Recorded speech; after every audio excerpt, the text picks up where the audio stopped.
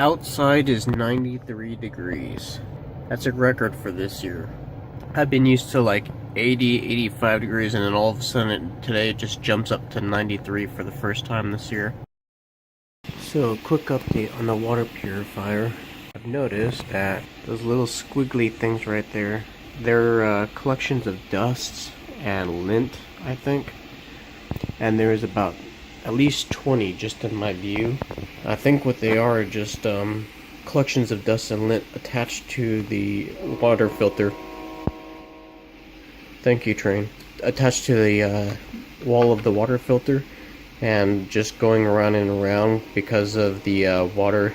It's going in a continuous motion like this, but it's also making that up and down motion. So that's what's causing the rotation. Shut up, train.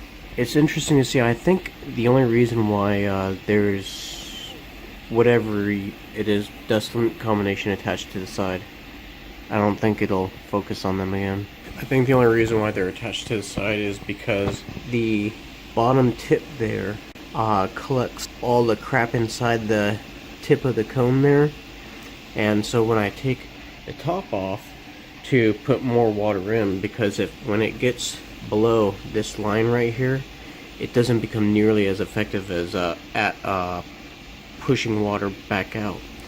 So when I refill it, the gunk at the bottom of that cone kind of falls back into the water, and so when I turn it back on, that gunk kind of separates and gets all inside the water, and then I'm thinking it's attaching to the side of the tank, and that's what those dust slash lint particles are.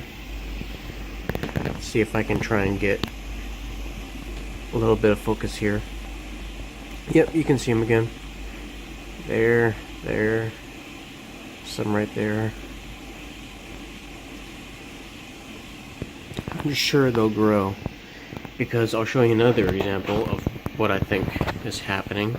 This is my mom's fan, and as you can see, it's collected quite a bit of dust and hair that's going through the air. So it just attaches to the fan here, and it collects more and more, and these strands are getting bigger and bigger and more noticeable as it keeps collecting it. So what I'm thinking is happening is, when there's enough of those little lint strand things collected on the side of it, then they'll grow bigger and bigger and bigger, and eventually I'll probably be seeing strings of lint dust combinations be like that, like they were on the fan. Because the fan first started out with just a little bit of dust on the front of it and tiny little hairs just sort of flapping in the wind, and now it's got like these big long hairs doing the same thing. So I think those are just going to grow bigger, which I'll just have to kind of scrub out. But otherwise, it's showing a slow filtration improvement. It's definitely slower than the forced air, which Google image now. It's definitely better than that, in which case the air would have to go through the filter,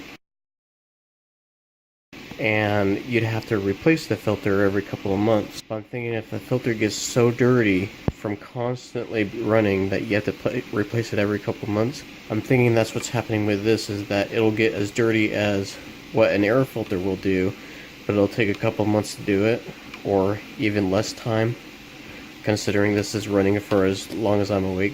It's too loud for me to run when I'm asleep. And this little guy just has lavender scent in it, and that's pretty much all I use that for.